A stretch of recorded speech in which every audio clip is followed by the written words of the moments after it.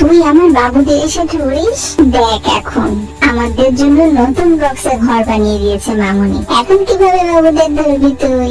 মামুনি এটা একটা কাজ করলো। কি মনে করেছে তোমরা আমি ধরতে পারবো না? এই যে দেখো ধরতে পেরেছি। দেখলাম তুই চেষ্টা করতে থাকস নাই, আমি বাচ্চাদের দেখি। আচ্ছা একটু শান্তিতে বাইরে ঘুরে আসি। স্নোই তুই এখানে দাঁড়িয়ে পাহারা দে তো বোন। আগে আমাদের মামুনি আবার কোথায় গেল? এই ফাঁকে আমরা খেলি, মারামারি করি।